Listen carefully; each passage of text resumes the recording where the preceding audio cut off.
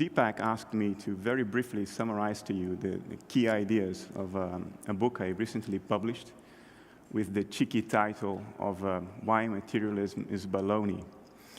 And I'll summarize that to you briefly, no slides, no charts, because the core idea of the book, the essence of the book, is as simple as it is heretic in our current worldview. And the idea is this: I claim that reality is exactly what it seems to be, that it has colors, that it has flavors, that it has melody, that it has qualities, and that those colors, flavors, melodies, qualities are really outside your head. They really exist in the world. You might say, well, why is this heretic, right? It is heretic because the mainstream view in our culture today is that it is your brain that generates all of your subjective experiences. All colors, all melodies, all textures, flavors, they all unfold, are generated and exist within your skull. Your real skull, supposedly, is somewhere beyond this room, enveloping this room from all sides. That is the mainstream materialist or physicalist view of our culture. Now, you might say, this is crazy. Why did we come to a conclusion like this? Well, it is not as crazy as it sounds. I don't want to short sell physicalism either. This is an inference that comes from two problems that people think they can only solve by postulating an abstract world outside consciousness and the brain generating consciousness. And these are the two problems. Number one, we don't seem to be able to control reality at will just by changing our thoughts or wishes about it like we can control our fantasies. Reality seems to be fundamentally independent of our volition. Therefore, it should be outside mind. That's the first inference. The second inference is, if everything is conscious experience, if everything has qualities, then how come we seem to be all sharing the same dream, the same world? Because if all is a dream, it should be an individual dream. We are separate people, but we seem to share the same world. So materialists will infer that there is an abstract world devoid of all qualities, akin to a set of mathematical equations, pure quantities, which stimulate your brain through your sense organs, and your brain then creates subjective experience inside your skull, modulated by this external, abstract, purely quantitative stimuli. That is the rationale of this worldview. I think these two motivations are illusory. We don't need to make these two inferences. And I would dare to offer you an alternative explanation, or two alternative explanations, one for each, which are summarized in the book. I think the first confusion behind the materialist, the physicalist worldview is to mistake a reality outside the control of volition for a reality fundamentally outside consciousness itself. These two things are not the same. We all experience mental activity, psychic activity that is subjective and yet falls completely outside our volition. Your nightmares. If you had control over your nightmares, you would never have them. You would never have a nightmare. Your nightmares are the result of mental activity, subjective activity in consciousness that is entire outside of your volition. Schizophrenic hallucinations, the same thing. They fall outside the control of the volition of the person. And they can unfold in a very continuous, self-consistent way for years at a time, as anyone who has seen that movie, A Beautiful Mind, would be able to attest. The second error, I think, is what we call in philosophy the fallacy of begging the question, which is a sophisticated name for circular reasoning. The idea that there needs to be an external world to justify the fact that we share the same reality is entirely based on the notion that because our bodies are separate in the fabric of space-time, then our psyches should also be separate. Therefore, we can only share a dream if this dream is generated by a reality outside us that we can both observe concurrently. This is circular reasoning because it assumes that consciousness is in the body.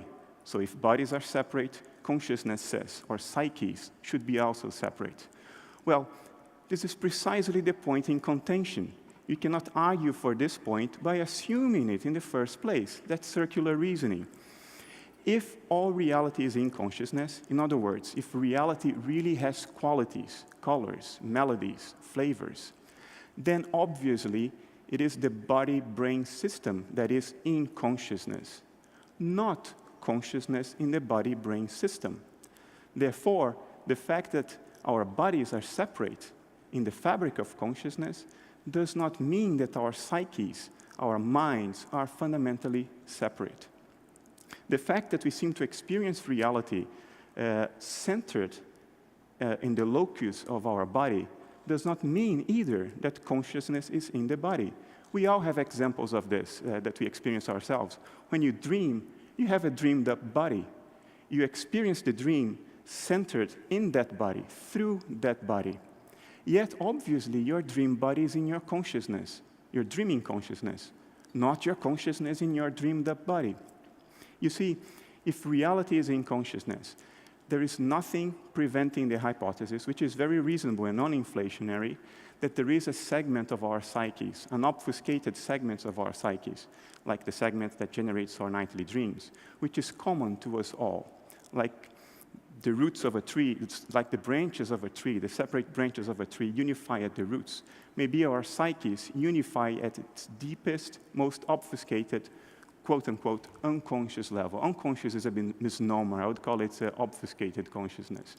And it is that collective obfuscated segment of our psyches that generates the dream we call consensus reality. This avoids the postulate of an abstract, unprovable world fundamentally outside conscious experience, a world of quantities and abstractions, a world that nobody can ever prove, and which actually creates more serious problems than the explanations it offers. Namely, it creates the hard problem of consciousness, which is our futile attempt to explain how consciousness can come out of an abstraction of consciousness, a problem we will never resolve. You see, if our bodies are in consciousness, our bodies cannot create it. Yet the fact that brain activity correlates with consciousness, subjective experience, can easily be made sense of. Everything you experience are images of processes in consciousness. Lightning, is the image of atmospheric electric discharge. Like flames are the image of combustion. Flames don't generate combustion. They are just the way combustion looks from the outside. Lightning doesn't generate atmospheric electric discharge. It's just the way atmospheric electric discharge looks from the outside. I say that your brain and the brain activity is the image of a process of localization in the broader stream of mind that we call the world, the universe. The brain doesn't generate consciousness for exactly the same reason that lightning doesn't generate atmospheric electric discharge. It is the outside view of your conscious processes. And of course, it correlates with subjective experience, because it's the image of it. It conveys relevant information about it. I will conclude by leaving you with a metaphor I talked about last night. If all reality is the stream of consciousness, the flow of subjective experience, I think the brain, the body as a whole, is like a whirlpool in that stream. It's the image of a localization process in the broader stream of consciousness. The brain doesn't generate consciousness for exactly the same reason that a whirlpool doesn't generate water. And the dilemma of neuroscience today is to try to explain how the whirlpool generates water, which is an insoluble problem. It will never be resolved. I'll leave you with these ideas for considering further. And if you like to have my book signed, I'll be standing outside during lunch at Barbara's bookstore.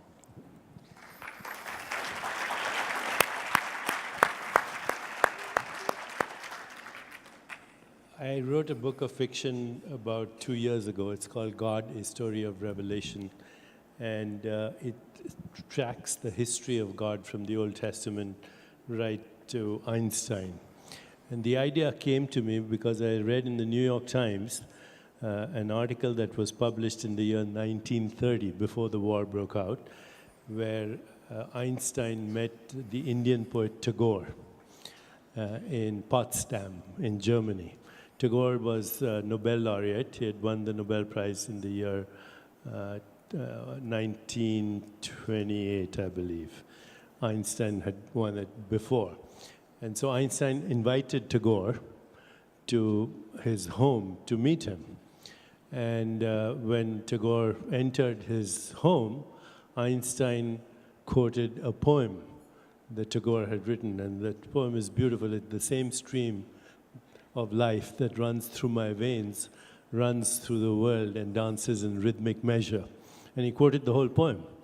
And Tagore responded by saying, Dr. Einstein, Herr Einstein, I would quote you, but it would all be numbers.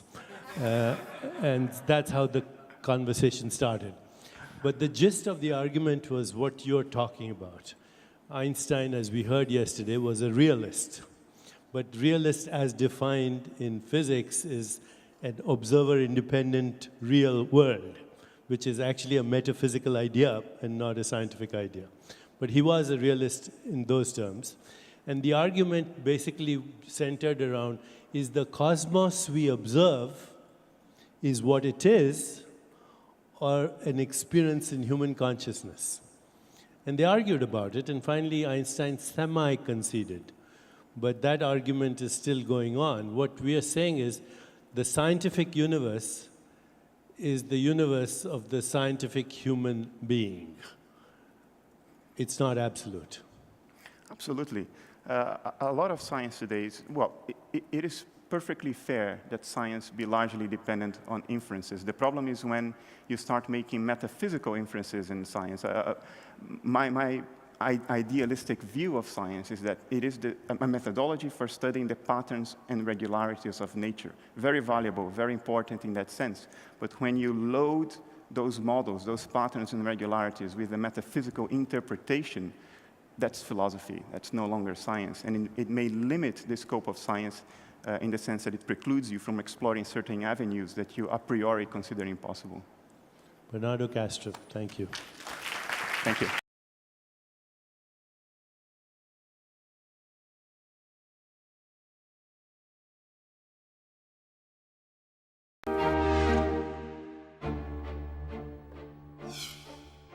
Deepak asked me to very briefly summarize to you the key ideas of a book I recently published with the cheeky title of Why Materialism Is Baloney.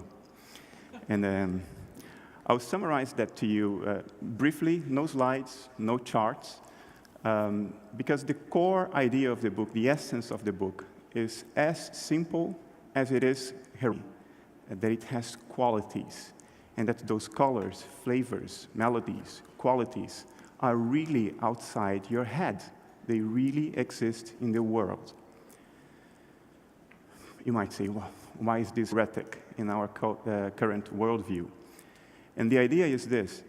I claim that reality is exactly what it seems to be, that it has colors, that it has flavors, that it has melody. Heretic, right?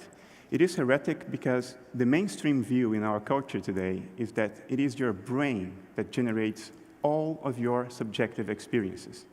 All colors, all melodies, all textures,